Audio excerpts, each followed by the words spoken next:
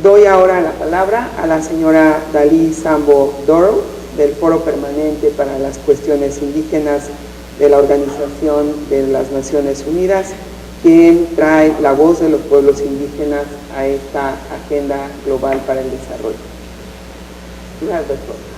Arena, especially in regard to the final adoption of the UN Declaration on the Rights of Indigenous Peoples in September 2007.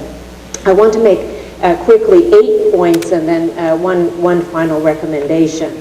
As most of you know, in civil society, the point of view of indigenous peoples is that we are largely distinct from civil society. And this is really by virtue of our inherent legal status, and in particular, our political rights, such as the political right of self-determination, an area that also emphasizes this distinct status of indigenous peoples in the context of civil society, or what we regard as civil society, are the distinct rights of indigenous peoples, especially the collective rights of indigenous peoples to lands, territories, and resources. This distinct status really is what triggered the movement within the United Nations to begin the drafting on the Declaration on the Rights of Indigenous Peoples. And again, this is the framework that I want to speak from. My second point is that Article 3 of the UN Declaration on the Rights of Indigenous Peoples emphasizes the right to self-determination. And if one thinks about the collective political right of self-determination of indigenous peoples, it essentially covers everything that we're concerned about.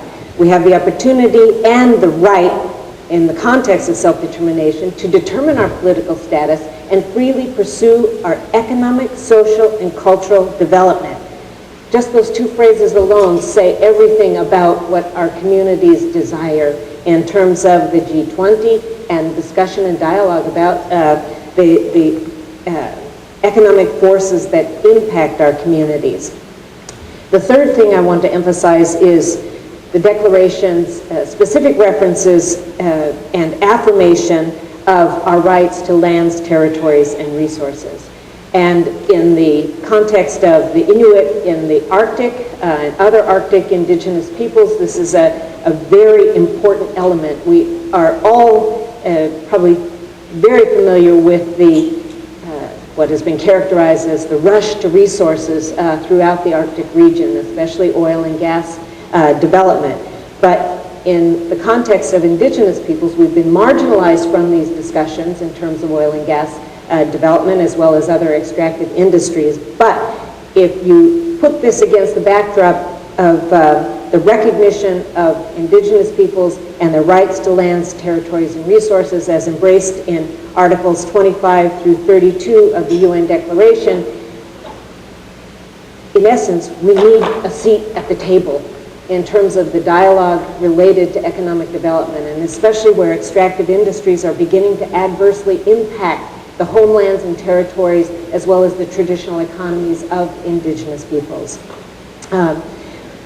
The UN Declaration also affirms the right of indigenous peoples to determine our own strategies for development, our own priorities for development, essentially in the context of the human right to development. So in regard to the G20, here again, indigenous peoples arguably have a role through the right of self-determination and other rights affirmed by the Declaration to engage in dialogue so that we can give voice to what we regard as our priorities for our own development, again, in the context of the human right to development.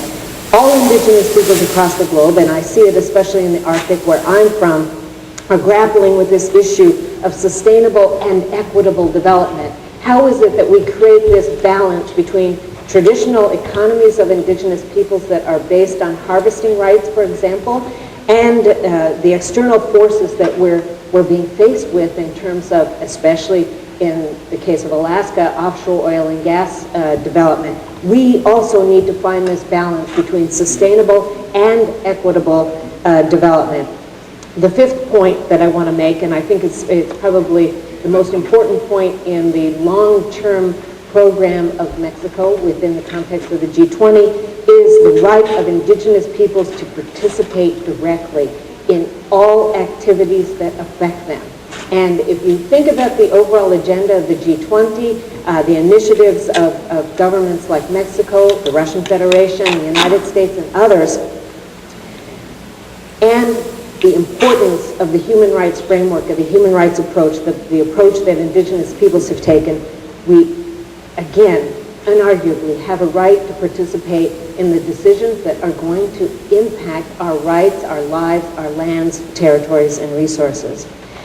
The sixth point, and it's related to the right of self-determination as well as the right to participate, is the affirmation within the UN Declaration on the Rights of Indigenous Peoples to free, prior, and informed consent.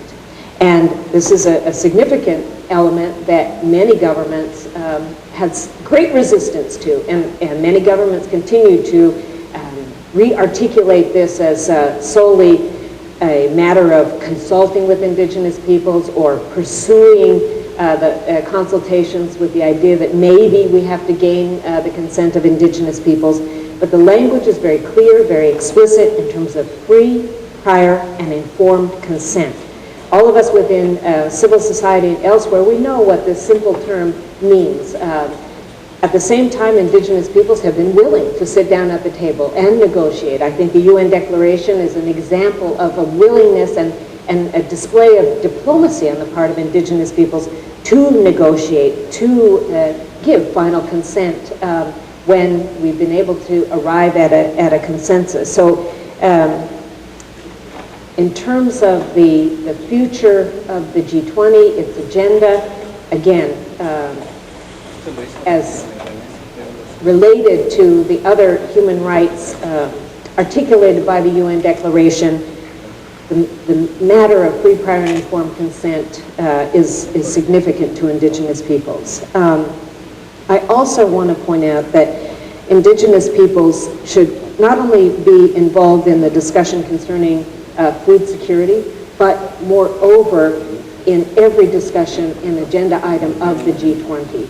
That yes, food security is significant. It is important to our traditional economies as well as sustainable and equitable development, but all the other issues are relevant to indigenous peoples as well. So my main point is to urge the government of Mexico as well as other governments to consider the comprehensive nature of the rights, the basic human rights, the fundamental human rights of indigenous peoples, not just as they relate to food security, but also to lands, territories, and resources, the right to participate, the right of self-determination, and all other agenda items that the G20 will face.